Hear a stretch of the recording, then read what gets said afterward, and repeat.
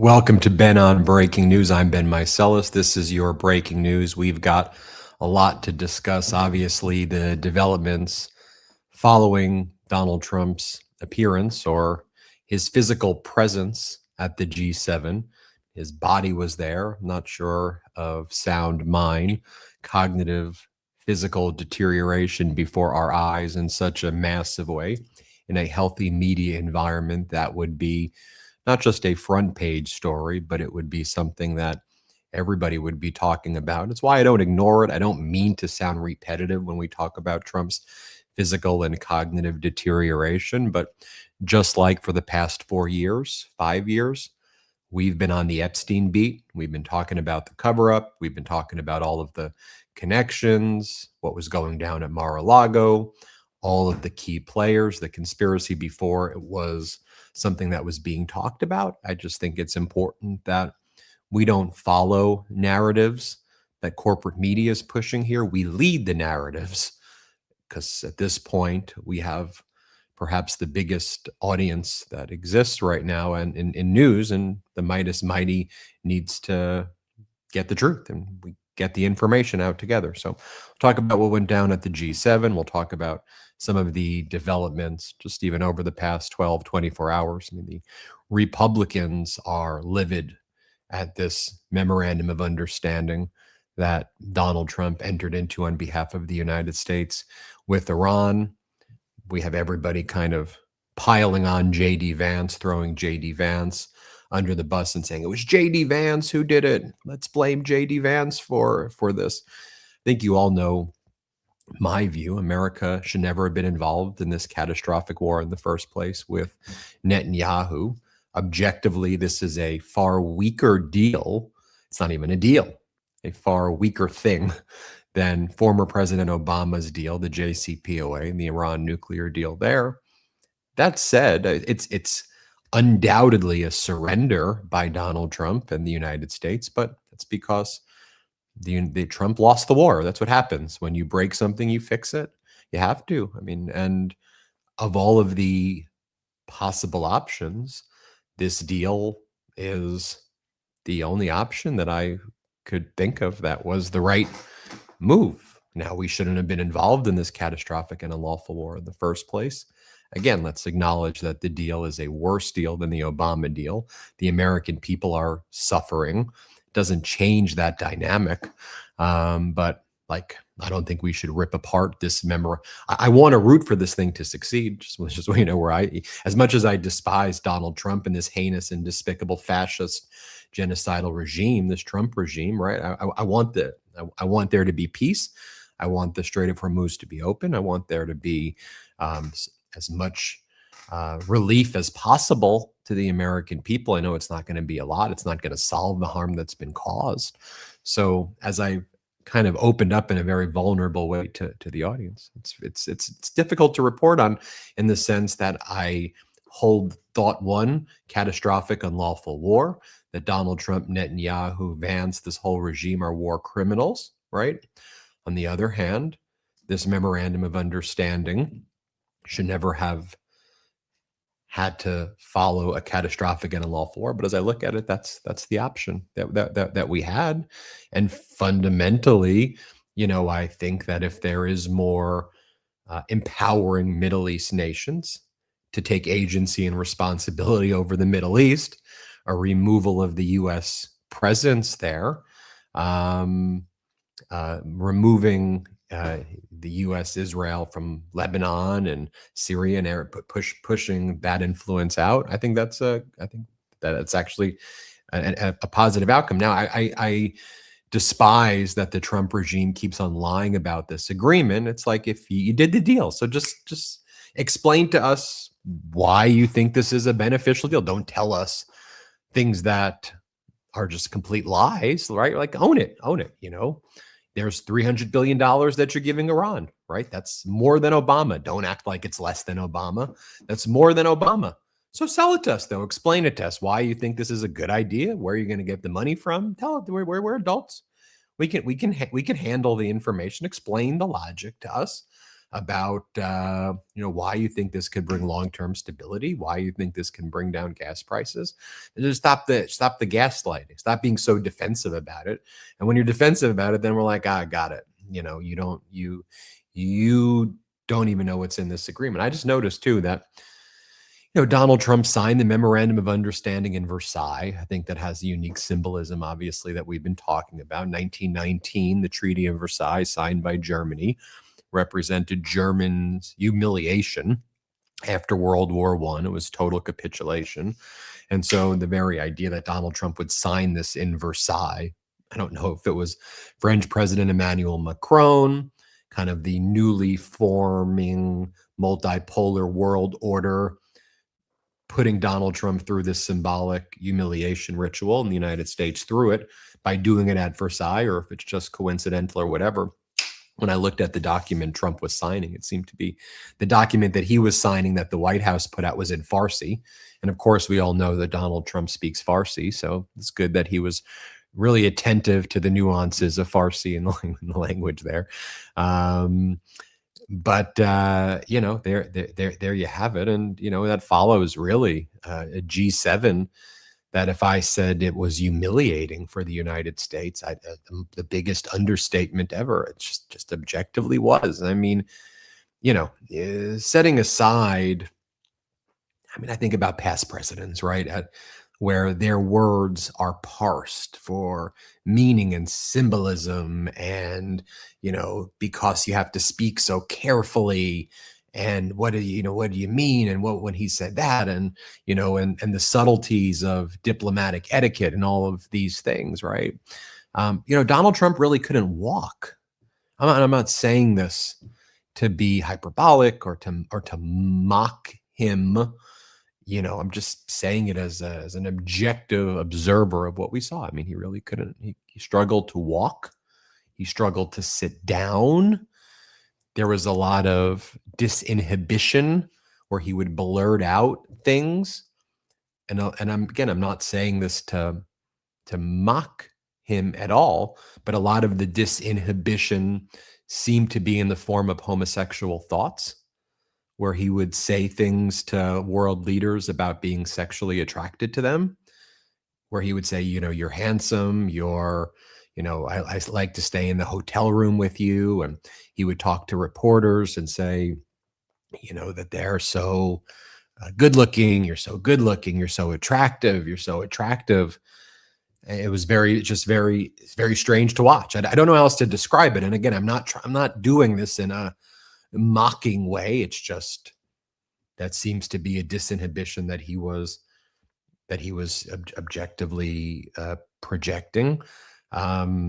He seemed to be passing gas in public a lot.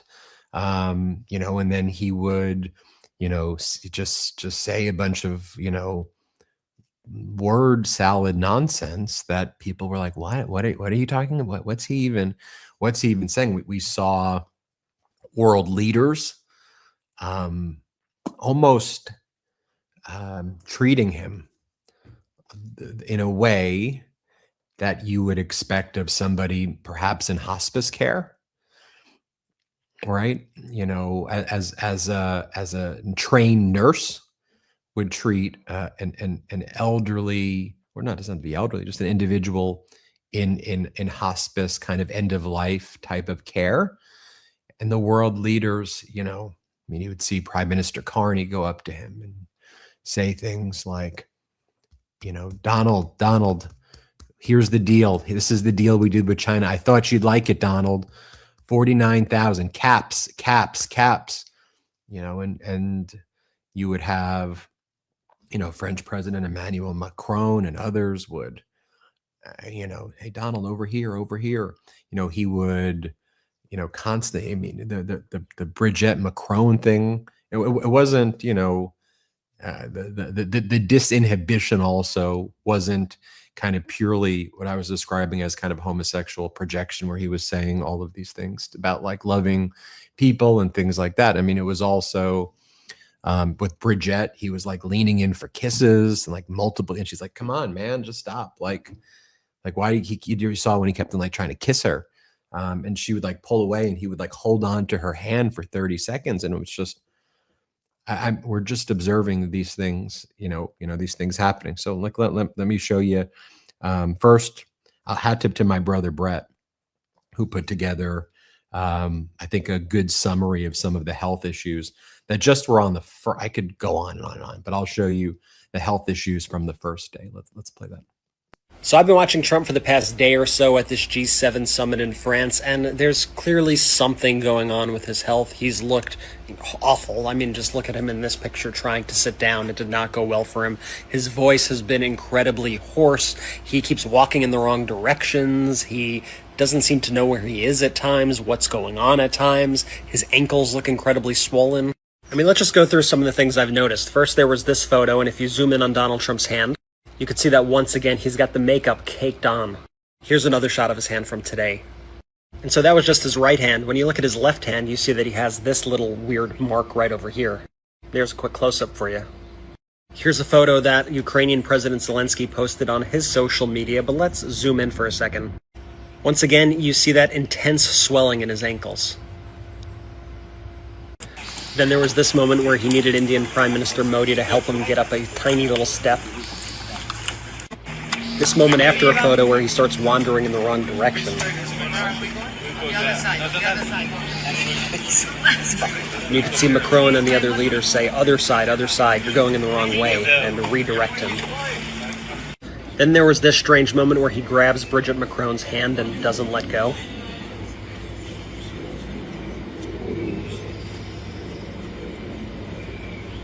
He seems to completely lack the strength in his right hand to do his typical handshake. There was also this moment where the world leaders were posing for a photo around this table, and Trump just doesn't seem to know where he is at all. He's just standing there looking off to the side while everybody else is posing. He's just standing there, not moving, doesn't seem to know where he is, not reacting at all. And here's how that final photo turned out, courtesy of Reuters. You can see Trump here staring off to the side.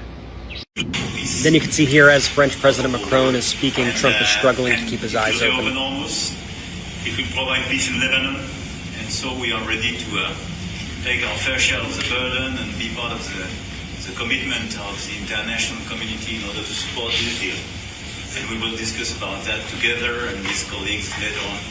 But it's a very important step. And you can just hear it in his voice here. Why are you even bothering? Because it's not really valuable. It's probably $500,000 worth. It's not very valuable stuff. But I think psychologically we're one together. Let's be honest, if any single one of these happened with Joe Biden, they'd be running this on the media like a loop, nonstop, over and over again. We're going to keep tracking this and more, so make sure you're following our account. And go ahead and listen to the MeidasTouch podcast on Apple Podcasts and Spotify. We've got a new episode out right now. At the end there, where he was saying it's really not that valuable stuff, he's referring to uranium and the enriched uranium. And he's saying that that's not valuable stuff. What would be valuable? What does he think? Like a Trump trading card is more valuable than enriched uranium? Or he thinks that, a Trump guitar is more valuable, or the Trump sneakers. And we're talking about, I can't really think of many more substances or things that exist like on Earth that perhaps have a more significant value in terms of what it is capable of doing than enriched uranium. And that was the whole basis of why he claimed we needed to invade. So much so that it wasn't just the enriched uranium. We had to get the enriched uranium dust. And now, that doesn't matter. And then also the ballistic missiles don't matter. The whole thing that they were selling, or they weren't even selling when they went into the war and then tried to justify. They're like, they're building a conventional shield around the enriched uranium. So the enriched uranium, not valuable. And the conventional shield, Donald Trump says, doesn't matter either. And Trump's point, that if you want to call it a point, and what him and J.D. Vance are saying is, well, Saudi Arabia gets ballistic missiles, Qatar gets ballistic missiles, Bahrain gets ballistic missiles. Why doesn't Iran get ballistic missiles? Which, by the way, isn't a horrible point, other than you can say there was alliances with some of these other places, but then you have to also start to really focus on what are we doing in this region in general, which is why ultimately, as I look at the memorandum of understanding, if ultimately it can get the United States out of warmongering in the Middle East and focus more on helping the American people, as much as I've told you, I despise Trump and I despise Vance, if ultimately the MOU has the consequence of getting the U.S. out, stopping never-ending wars, I at least, perhaps naively, I still want to root for that consequence because I think that's in the interest of the American people. We shouldn't be there. I mean, you could say Saudi Arabia is an ally, but the more people came from Saudi Arabia were involved in 9/11 than any country, that was out there. And then you have MBS, killing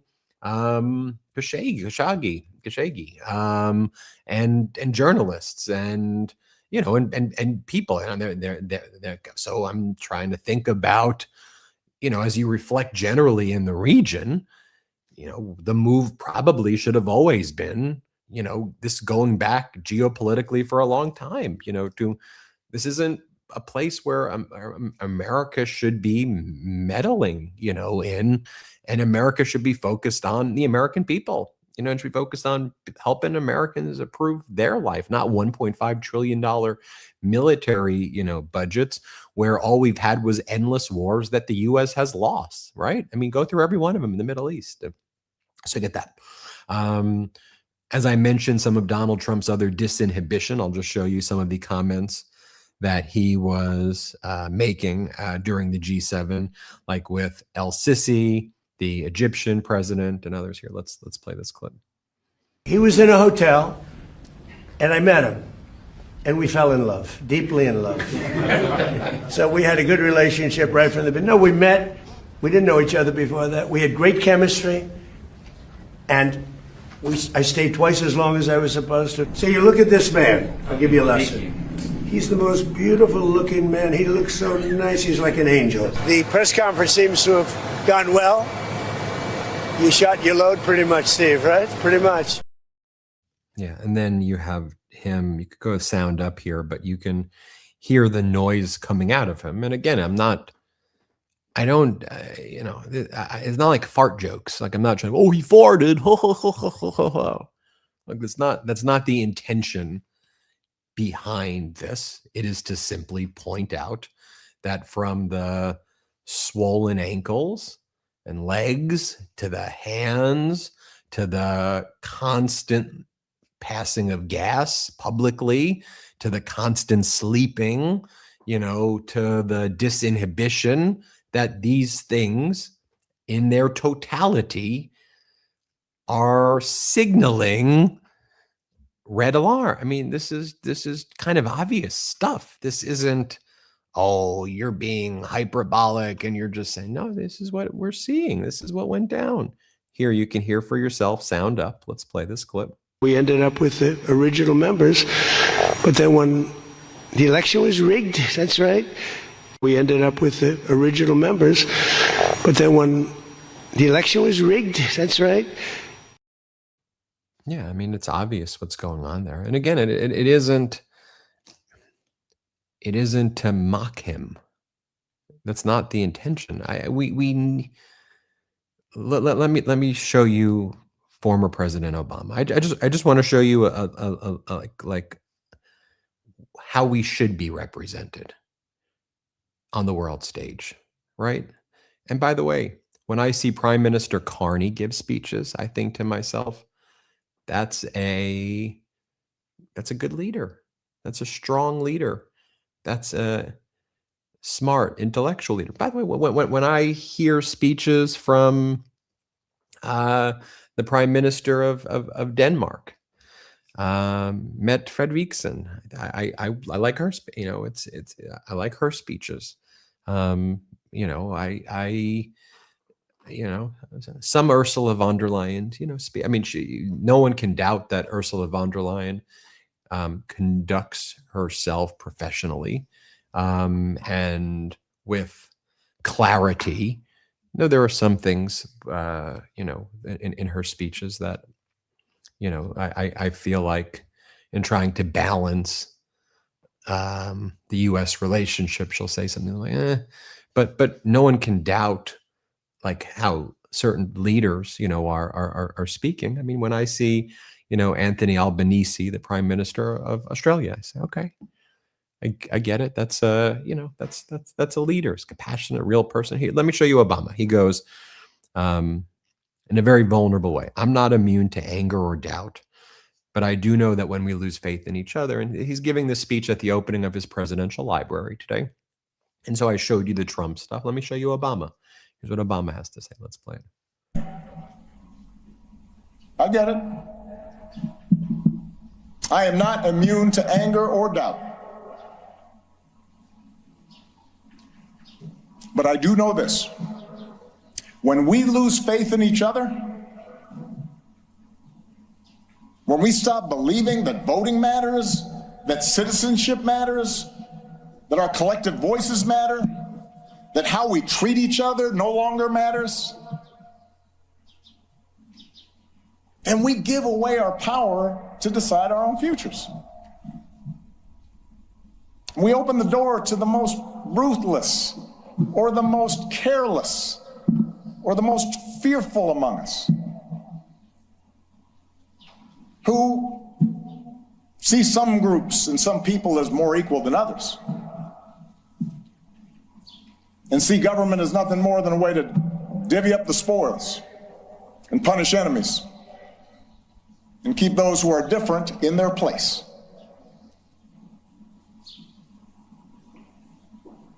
I do not believe that is the story of America that prevails in the end. I don't believe it because for us to give up, for us to give in now, after all this country's been through, to cynicism and division would be a betrayal of our founding ideals, a betrayal of our faith. And I remain convinced that the overwhelming majority of Americans feel the same way. That as unsettled as we are, people aren't looking for perpetual anger and division. They are looking for fairness and common sense and mutual respect. That deep in our gut, we want to find a way to turn towards each other again, not further away. And contrast that to what Donald Trump said about Iran and ballistic missiles. And I want you to watch Rubio in the background as Donald Trump is saying this. So let's play this next clip of Trump on Iran and ballistic missiles, that they have some. In the history of our country. So we'll be working on a parallel effort with the Gulf nations to address non-nuclear issues such as the conventional ballistic missiles, which we'll be talking about, and support. I mean, they have to have some because other people have some. You got to have some. Somebody said you shouldn't give them one. And I have guys. I like some of these guys, but I don't think they're smart. Sir, you shouldn't let them have any missile. I said, well, what am I going to do? They're going to let Saudi Arabia have missiles, but they can't have them? Yes, sir. It doesn't work that way, you know. It doesn't work that way. And missiles aren't the problem. Missiles they hurt a little location, but they don't blow up the planet. So the Gulf nations will address the non-nuclear issues. Is he having a conversation with himself from 15 days ago or 20 days ago? I mean, that's the thing. The point that he is making about warmongers who say we need to wipe out all the ballistic missiles and constantly go to war and do all of those things. He was one of them. That's what he was saying. That's what Trump was saying 15 days ago, 10 days ago, before he had to accept the fact that that America lost. And when you lose and you break things, you have to fix it. And he was cornered. He was a cornered rat. He couldn't go anywhere. And so now he says this, and this is, again, the complexity of sometimes of reporting on this, because of all of the options. I still think that this memorandum of understanding as flimsy and as probably not durable as it is, because it's not actually a deal and all of these things, of all of the options that we have, given the regime in the United States that's running, this is the best option. I hear him saying those things, and I think the point that he makes is, what am I going to do? Just go after every country that has ballistic missiles and start bombing everybody? That's stupid. By the way, I feel like that's a stupid idea. I don't disagree with that, right? At the same time, this is the person who told us we're going to get rid of the conventional shield. That was your whole, I wouldn't say pretext, because you went in without even coming up with the reason, but that was your justification afterwards. And so you've brought us into this catastrophic war. You've harmed so many people. You've caused so much pain, ultimately to come to the opinion, basically, of what MeidasTouch was saying, right? He came to the conclusion of what we've been saying for a very long period of time right now. That's where, and think about what he goes here. Like, you all remember from what I've been saying, and this is where our critics, the Meidas community critics, people would go after me for being hyperbolic and saying, Ben, I remember I would say, we're about to get into an economic catastrophe. We're about to hit tank bottom. In a few weeks, we're going to run out of reserves and we're going to have a global depression if we don't do a deal. And I remember just seeing so many right-wing people and MAGA people, just MeidasTouch. And then here's what Trump says on Iran wars MOU. I didn't want to see economic catastrophe. If you kept this going, that would have happened. Here's what he says. Let's play it. So the one thing I didn't want to see is economic catastrophe. If you kept this going, that could have happened. But all I know is every time we talked about the possibility of peace, the stock market shot up like a rocket ship. It never went down. They didn't like it. The people, the stock market is more brilliant than anybody there is, including the people on the stage, other than me, of course. Let's see. I don't know. What do you think, Scott? Is the stock market more brilliant than you? No, sir. Oh, that's a terrible statement. All right. The stock market is quite brilliant. And every time we said something amazing, like we're going to settle, it would go up. And every time we said something negative, like, guess what, we're not going to be able to settle, it would go down very big, Peter, very, very big. Tells you something. Yeah, it tells me that you're manipulating the market and you're also breathing really loud while you're saying all of these things. And what a deranged and strange thing to talk about the stock market like that. And here's what he's posting. The stock market just hit a record high. The stock market a record high. If you truly believed that Iran or anyone posed an existential threat to the very existence, such that you were putting American soldiers' lives and treasury into this, then why would the stock market even be a consideration? Because based on your prior justifications, if Iran has its conventional ballistic missiles and it can operate the way it does, they will likely use that to shield a nuclear program and then blow up everybody. Why would you need a stock market if the country's completely blown up? Unless, well, just like your own intelligence community said, Iran never posed an existential nuclear threat that required this type of invasion, but that this is, as former presidents have said, what Netanyahu had always been trying to do, administration after administration. And Hillary Clinton recently spoke in New York City, and she said Netanyahu would call and he would say, "I'm on the tarmac. We're about to go. You're either coming with us or we're doing it alone." Hillary Clinton said that happened multiple times during the Obama administration, and she would tell Netanyahu, go, good luck. And then he wouldn't do it. I think that, the ultimate kind of irony, if you will, is now you hear J.D. Vance and Donald Trump saying things like Israel shouldn't blow up buildings in Lebanon under the auspices of we're taking out a one Hezbollah person or a few Hezbollah people, so we're going to blow up buildings. It really came to the fact that you had to engage in this unlawful, catastrophic war, kill little girls in Manab, cause the American people so much pain, cause the people of Iran, cause the people in the Middle East so much pain, cause the people throughout the world so much pain, for you to now say that he is always the arsonist who creates the problems. And then he wants us to cheer for him like he's Shamu at SeaWorld for putting out the fire that he creates, which often creates more fires.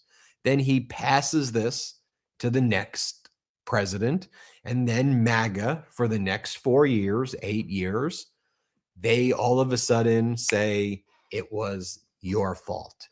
You did it. Not Donald Trump. We're now all of a sudden China hawks and this type of hawk and deficit hawks and all of these things, when all of these people are complicit in the weirdest idiocracy, warmongering, weakest, most pathetic view of America, I think, ever. And it's on the 250th anniversary of our country. We look weak. We look weird. We look like a bunch of losers. I don't know how other people in our country can't see that to the rest of the world, the United States is weak, weird, and losers under Donald Trump. That's what the G7 showed. And it pains me as a patriotic American to say that. But when you have someone running the United States like a Trump meme coin or a Trump NFT or a Trump property with mold all over, whatever, that's just not how you run things. I'm not saying this as a pro-democratic message, as a pro-independent message, as a pro-Republican message. I'm just saying that there are basic skills of leadership that are so utterly lacking, and that what we see here shouldn't be occurring. Like, we, the people, need to, and I know you do, but we need to have like much higher standards in people who are leading us. We need to pick the best of us, not literally the worst and most grifter con artist among us. We'll talk more about that when we come back from our first quick break of the show. A reminder, hit subscribe, help us get to 7 million subscribers. Subscribe to MeidasTouch on audio as well. We'll be right back with Ben on breaking news after our first quick break.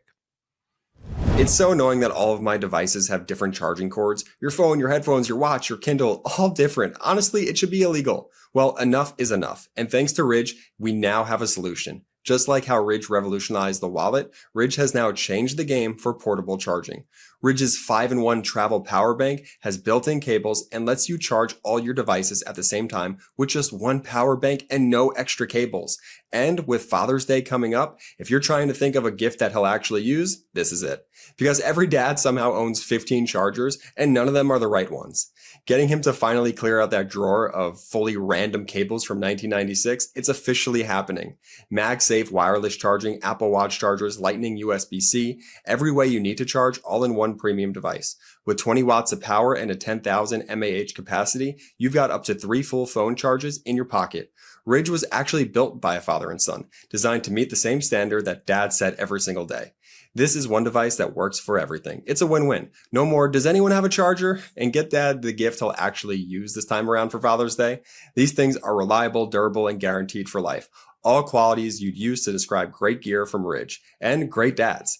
Like everything Ridge makes, it's built to last. With free shipping and a 99-day risk-free trial and a lifetime warranty. This is the last power bank you'll ever need. One thing to pack, 5 ways to power. For a limited time, get up to 40% off Ridge's huge Father's Day sale at ridge.com/Meidas. Don't miss out on one of their biggest discounts of the year. Just head to ridge.com/Meidas and you're all set. After your purchase, they'll ask where you heard about them. Please support our show and let them know that MeidasTouch sent you.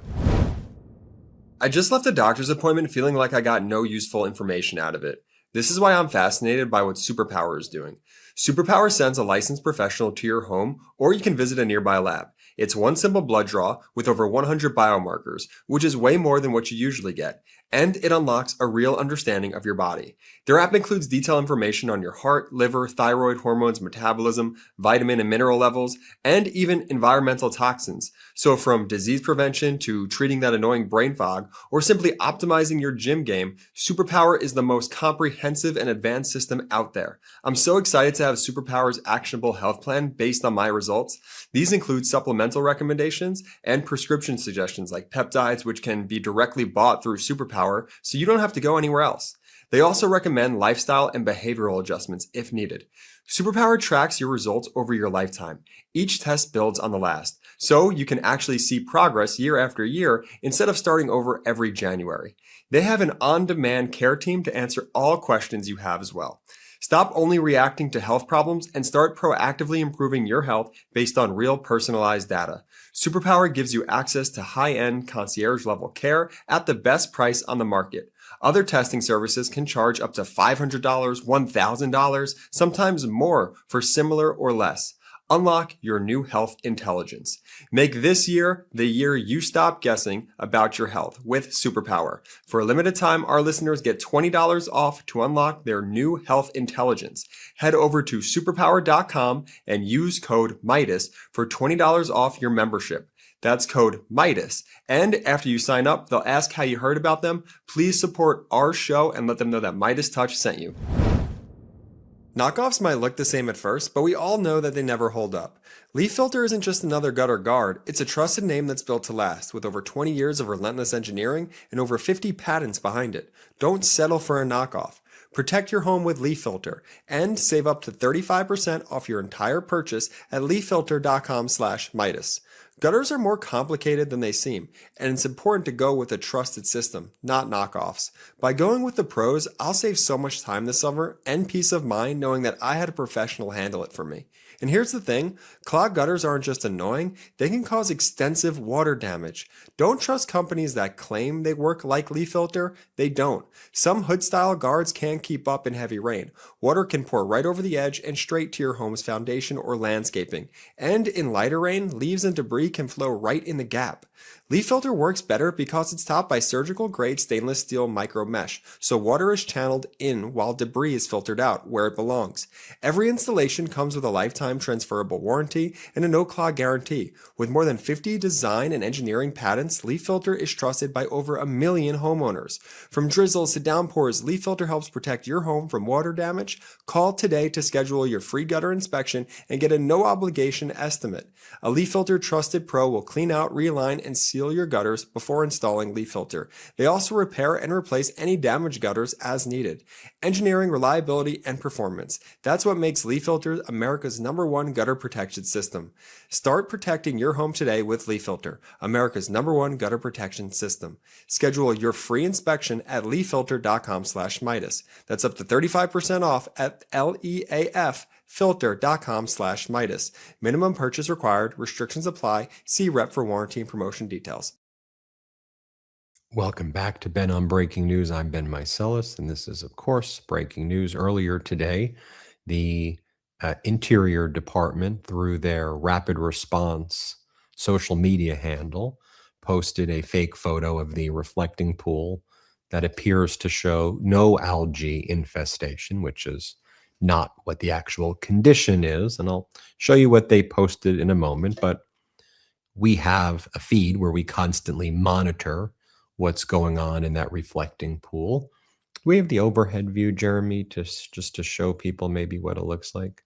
So you can see over here, audio listeners, you can see as you get closer to the World War II memorial and you get closer to the Lincoln Memorial, over there, some of that green algae sludge looks like it's a little bit removed, at least from this overhead, but I would say 85 to 90% of the reflecting pool, including some areas close to the World War II and some areas close to the Lincoln Memorial are fully infested with the algae, but about 80 to 90% fully infested with algae. Would everybody agree with me looking at this image that that's what it is? We have other photos of, some of the ducks swimming in the algae. I mean, this is as you zoom in, and it's really harmful to the ducks because they put in hydrogen peroxide also, which could kill these ducks and their baby ducks as well.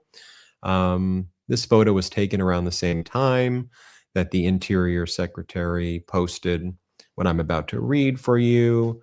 And I think we can see that one of the big issues also is that when you put hydrogen peroxide into something like this, it's going to, anybody with a basic sense of science would know this. One, the sheer amount of hydrogen peroxide you'd have to put in to kill the algae forever is kind of impossible.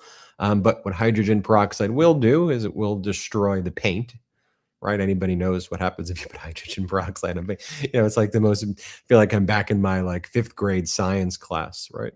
And so now the blue paint from the bottom is now surfacing, and it almost looks like it's like growing like a creature. Like it almost looks like it's growing like a stingray. Like it looks like stingrays are flying around or like floating around. Do we have that one from Jean-Claude Damvan? Do we have that one? It's a silly name handle. Hydrogen peroxide uses paint remover. Anyway, you can see these big mounds of. And there's a nice big chunk of the reflecting pool. Yeah. Oh, it is blue. How about that? Big chunk of it for you. 3 days ago, I was able to drive right in front of the Capitol. $18 million well spent. Yeah, it looks like a stingray, right? It doesn't look like a stingray. It's like growing. It's growing like zombie creatures in these reflecting pool. This is what they write though. The Interior Press handle writes: the advanced nano bubbler technology very effectively killed the algae that has plagued every Lincoln reflecting pool reopening, most infamously Obama reopening, since 1922.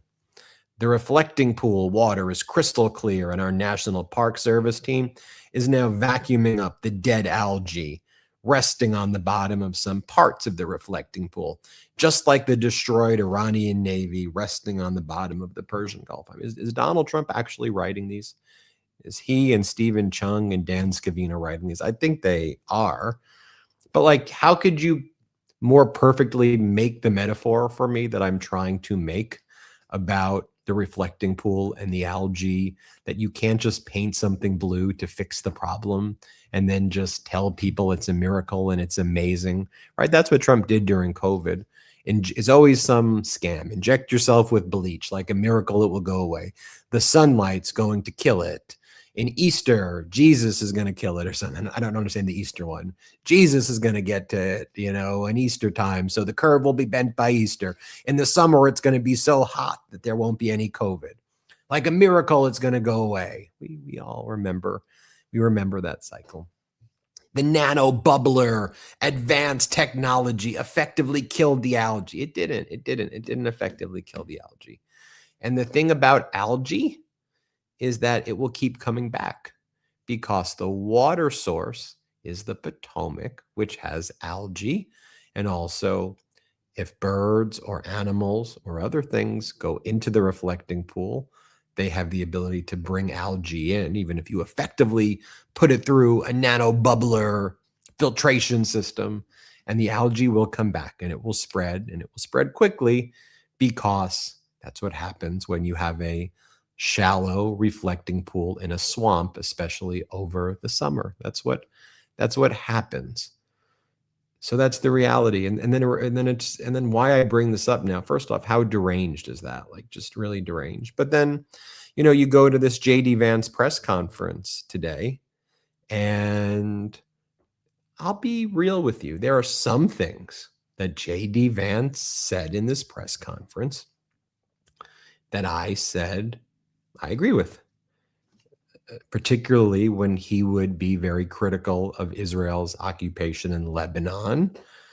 I listen to it. I mean, I'm not, just because I don't like Trump and JD Vance doesn't mean I'm going to just say everything they say is wrong. Because, sometimes I get that, is there anything they say? Look, the bottom line is you shouldn't have got into this unlawful war with Netanyahu in the first place. But when JD Vance says something that I agree with, I'm not going to lie to you and say I don't agree with it. Even if I despise JD Vance and think that he's a liar and a chameleon opportunist who will do whatever he can to get power, including kill us all, I think he's a real sicko, but it's the reality. But I'll show you first some of the stuff that he said that I obviously don't agree with.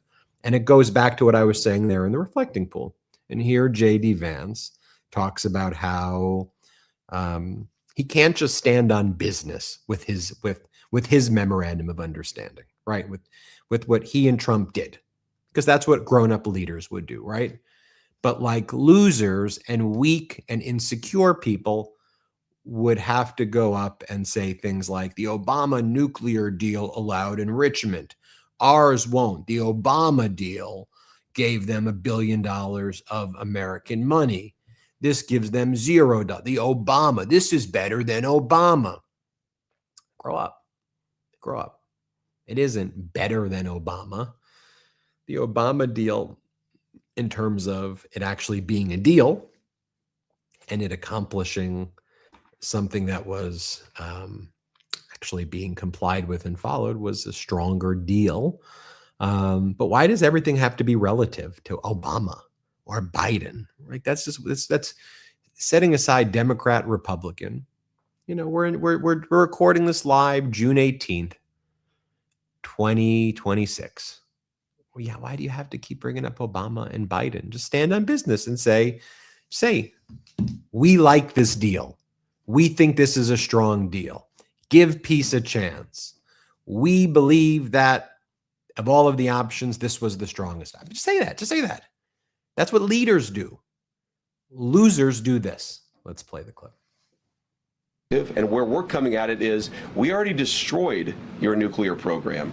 And so if you promise and show verifiable pathways to not rebuild it, then we're willing to give you some sanctions relief and things like that. So it's a fundamentally different perspective.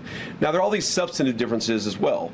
The Obama nuclear deal allowed enrichment. Ours will not. The Obama deal allowed the accumulation of stockpiled weapons-grade material. Ours is actually leading to the destruction of that stockpile of enriched material. So there are many differences. The Obama deal gave them over $1 billion of American money. This deal gives them $0 of American money.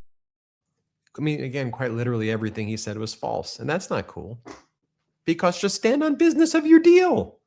Just stand on the business of your deal. And you don't have to lie about Obama. When you do things like that, that shows me how insecure and weak you are. And that shows the rest of the world.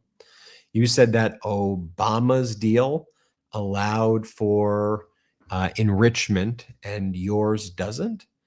Yours does allow for low-grade enrichment. Non-weapons grade is actually allowed under the terms of what you suggested. The IAEA is supposed to meet tomorrow on Friday in Switzerland, the same organization that Obama utilized that's going to try to use a similar framework. And the idea was then that Iran could use nuclear power for non-weapons purposes. And this purports to try, because you haven't done the deal yet, but the IAEA will be coming in to try to do the same exact thing that Obama did. And now you're just doing it with all of these concessions to Iran. And then you went on and said Obama allowed for like a weapons stockpile. It didn't. That's just an objectively false statement.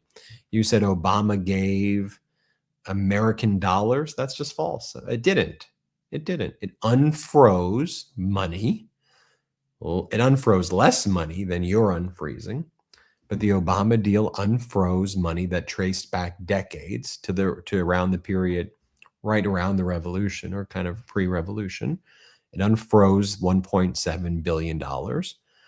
If you take a look at some of the other sanctions that were unfrozen by Obama, you can make an argument that all of the sanctions combined that were unfrozen could exceed $100 billion. If you add them all up of unfreezing, that wasn't American money going to Iran.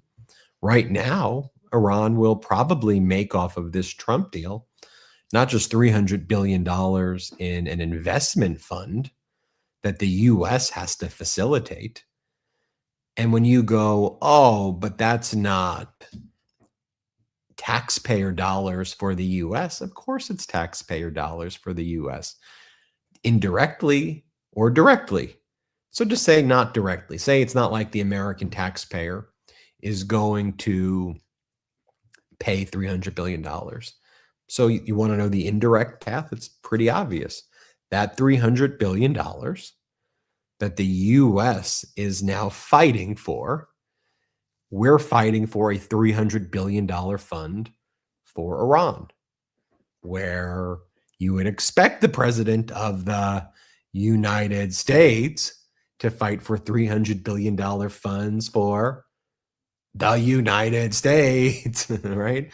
I mean, when you think about, what was it, $200 to $300 billion for rural hospitals that were cut by Donald Trump's so-called big, beautiful bill, well, $300 billion of a private investment fund is going to Iran. Now, that's just the reality. We got into a catastrophic and unlawful war because you all followed Netanyahu into this. I think you also wanted to cover up the Epstein files. I still believe, as far as all options go, this is still the best option. So explain to us why the $300 billion is a productive investment. And ultimately, if it could lead to slashing our military budget from 1.5 trillion to 500 billion, because now we don't need to spend that extra trillion in the Middle East, and we'll still have spent more money by leaps and bounds than any country, you could sell me on it. You could sell, I mean, again, just put aside, I don't believe that this catastrophic and unlawful war shouldn't have happened. I get it. We shouldn't be the ones paying for it. I get it. But again, you need to speak to us all like we're adults. Here we are in this situation. Don't tell us there's no algae when there's algae. Don't tell us that everything's amazing when it's not amazing. Don't tell us we're in a golden age when we're not in a golden age, when people are suffering right now.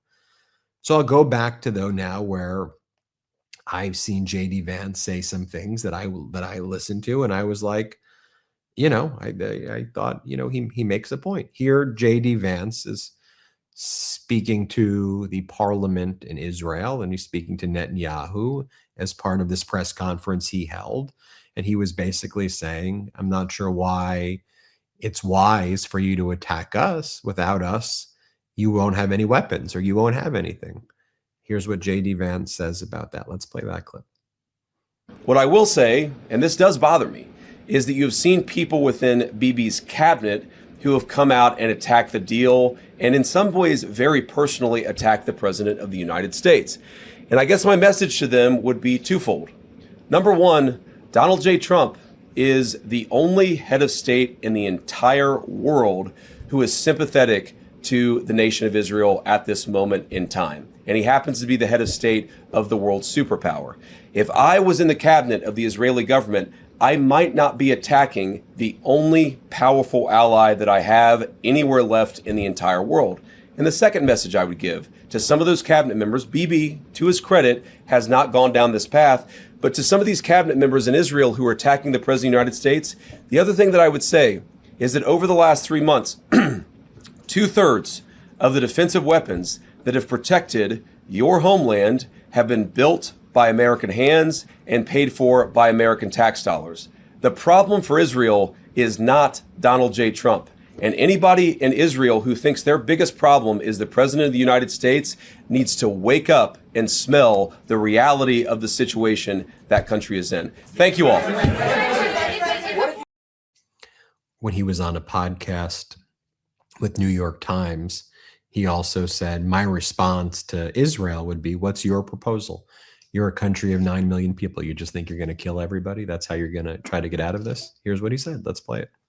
But yeah, you've seen people in their system, Ben Gvir and Smotrich, who've attacked the deal. And I guess my response to them would be, what is your exact proposal? And, you're a country of 9 million people. You can't just kill your way out of solving every single national security problem that you have. Look at what. But you got into this war with Netanyahu. You were shoulder to shoulder last June, last February. Oman negotiated a deal. He said, you want to put aside Obama's deal? Put aside Obama's deal for a second. Because that's obviously very triggering to these snowflake Trump regime people. February 27th, Oman's foreign minister goes on CBS, announces a deal between the United States and Iran that doesn't have any of these concessions that the current deal has for Iran. Nothing about Iran controlling the Strait of Hormuz because they didn't then. Nothing about Iran being able to, continue with its, continue with proxy groups, and none of that. No $300 billion fund. None of these things. That deal was done February 27th. And right when the deal was done, and all you had to do was say yes. And then we wouldn't be June 18th, where we now have an MOU, which isn't really even a deal. You could have just said yes on February 27th. And instead, Netanyahu calls Trump and says, I'm doing it right now. We're attacking the same tactic that Netanyahu used with Obama and Biden, that they said, okay, go do it on your own. We don't have your back. The same way now you're hearing J.D. Vance and Trump say those things, whether they mean it or not is TBD. And I think lots of question marks. And I think we know the answer, that Trump and J.D. are probably going to fold like a cheap suit very quickly. But then you started this war, and now you seem to be in a 5-month, 6-month period or less, taking all of the exact opposite positions that you took, but then also not acknowledging the why, and then gaslighting all of us again, like we're not supposed to realize that you were the arsonist, and now you want to be the firefighters putting it out. And we know that you did this with Netanyahu. You did this. You were the big champions of this. You told everybody that you would be greeted like heroes in Iran, and it would be amazing, and this would be easy, and it would be like Venezuela as you described it, and the world would love it, and this would be amazing. And the incongruity in all of this, obviously, is that you're pretending the algae isn't there. You're pretending we won when we lost. And this document makes a lot of sense when you lose. And it makes a lot of sense, perhaps.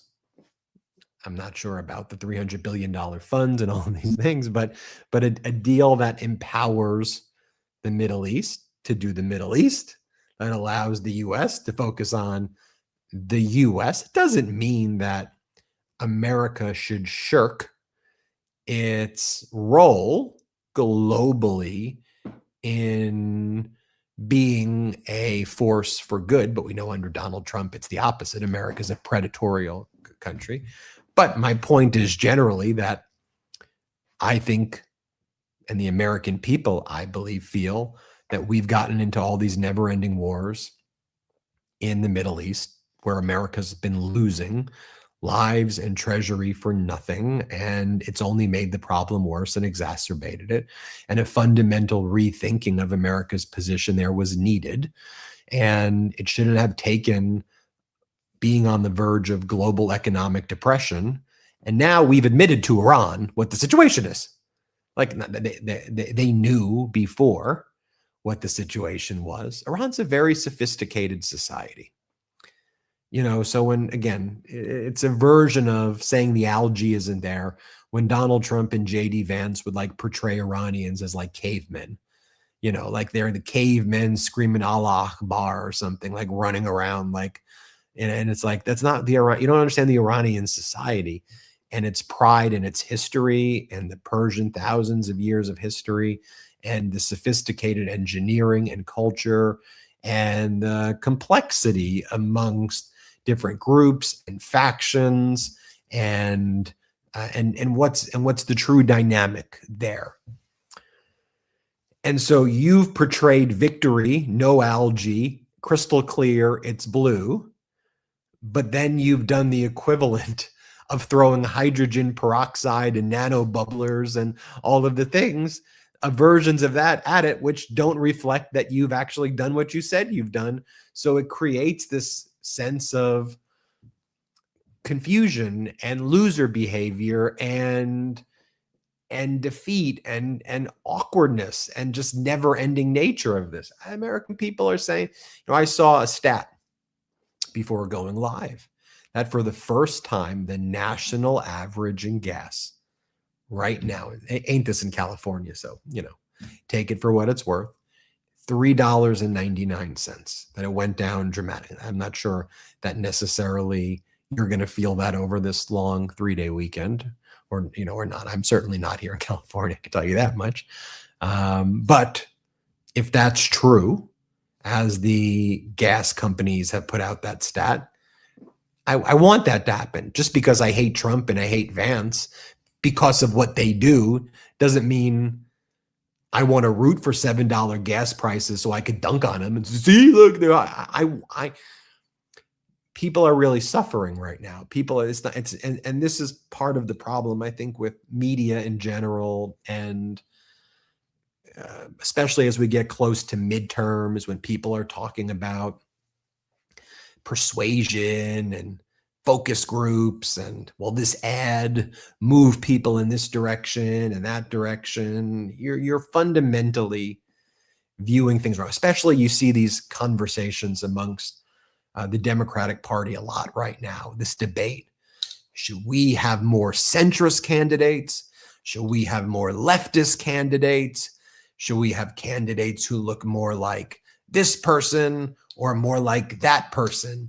And then you have all of these political pundits who pretend to know it all, say it's got to be this and it's got to be that. And I like to say to all of that, just stop, just stop, just stop.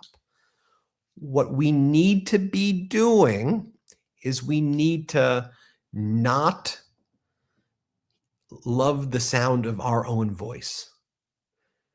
What we need to do is listen and to hear what people are experiencing right now. And when you listen to the American people about what they are experiencing, what their fears are, what they're going through, we should just respond to that as human beings. It doesn't matter if you're going to say that you're this type of Democrat or that type of Democrat or this type of person or this politician or that type. Just be someone who fights for humanity. Listen to what people are saying. They'll tell you they are psychologically tortured right now, every day, because of what this Trump regime has done. And the lies and the chaos compounds that psychological torture each day. People have had their health care ripped away. People can't afford their rent. They certainly can't afford to buy homes. People aren't getting jobs when Trump promised we're going to have a job boom. And lots of people saw some of those jobs coming back for the first time under Biden. And they see a lot of those jobs fading away right now. And also, when people are able to get jobs, sometimes it's part-time, seasonal, or when they get a job, it isn't paying them the money that they need to afford rent, to afford basic necessities. The war has compounded the problems that Trump has created. It didn't create them, it's compounded them. because Trump's trade war against the world, his other reckless policies, the tariffs everywhere, the prioritizing his billionaire oligarch buds over the American people has resulted in inflation, which was heading to 2%, now going up to 5%. And it was steadily heading down to 2%. That's where it was going. And so people are psychologically tortured in this regime. You compound that AI, data centers, an uncertain future, other opportunities being taken away from the American people, never-ending wars. You add all of this together, and you have people who really are worried. You add to that ICE raids and border patrol raid, and the division and the divisiveness and the hate and the vitriol. People are scared, and I think about different models too. I think about in Pennsylvania, where you have a governor like Shapiro, who is leading in the governor's race by 30 points, 35 points. Governor Shapiro, a Democrat in a swing state. And lots of people would say, yeah, Shapiro's more centrist, right? They want to give it a label. Okay. Then I look at the incredible leadership of Mamdani in New York City, uniting the city, being with the people, delivering on the promises, working with the governor to bring an agenda that helps the people, not afraid of this label or that label, and delivering an agenda that works. I think about Zoran Mamdani's incredible leadership.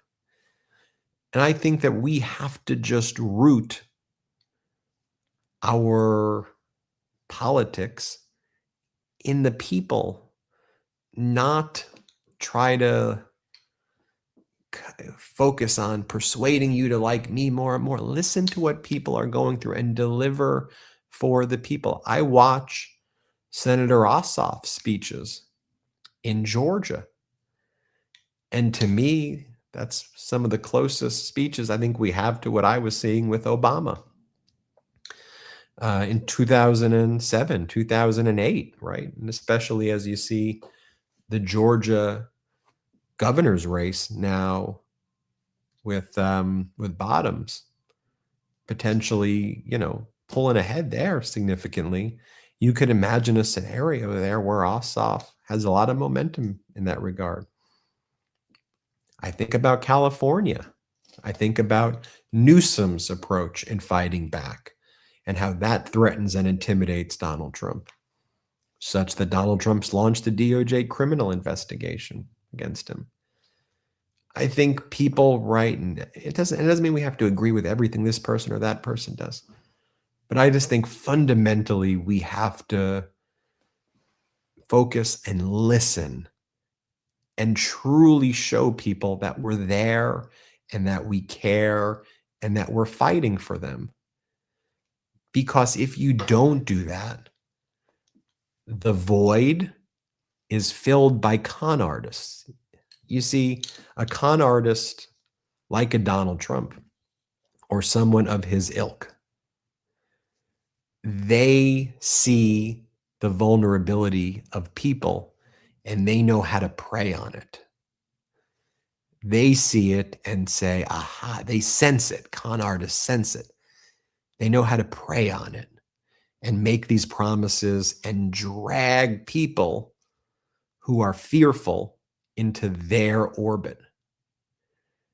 And if we're not listening and paying attention, and you're focused on, 3 points of persuasion here, 2 points of persuasion here, this ad's going to do it, that ad's going to do it, this is going to do it, that's going to do it, and not saying, why am I doing this?